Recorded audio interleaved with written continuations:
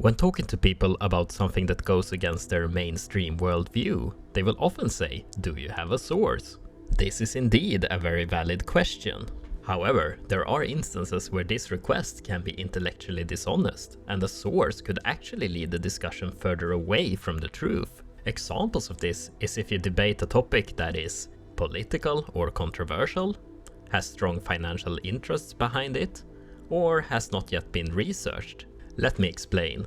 For instance, in Sweden, a very political and controversial topic is the link between immigration and crime. In 2021, a group of researchers published a study which showed that 60% of the convicted rapists in Sweden had a foreign background.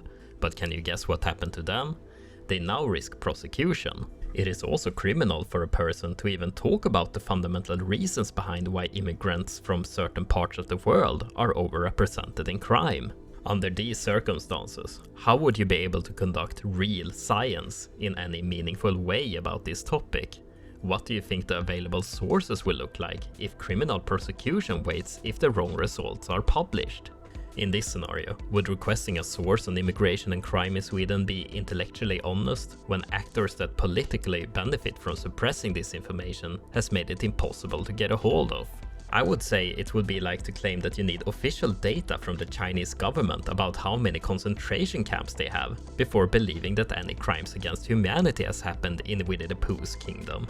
So if the topic is political or controversial, getting a reputable source can in many cases be impossible.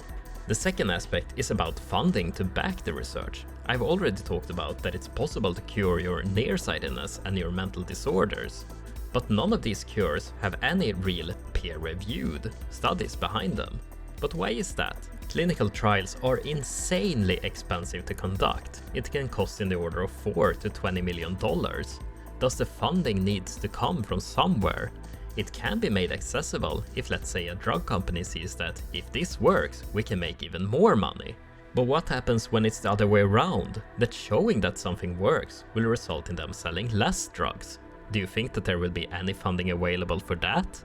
And if a scientist happen to use government money to show that a drug is dangerous, don't you think that they will do everything in their power to fund research to prove them wrong? You don't believe me? Just look up what happened to Andrew Wakefield when he suggested a link between an inflamed gut, autism, and a certain medication. Thus, medical science has become stuck in a form of circular reasoning, where cheap and natural treatments are deemed as unscientific, so doctors aren't allowed to test them without losing their license, so they cannot be proven to work, and are thus unscientific. So here you will have to do the science yourself. I can't see how else this vicious circle could be broken. As long as it's safe, you should not be afraid of testing something that is unscientific.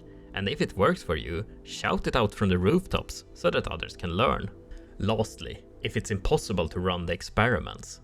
One example of this is evolutionary psychology, which is the notion that many of our behaviors are formed from thousands of years of evolution rather than what we learn within our lifetime. You can't prove this because the experiments would take thousands of years to conduct.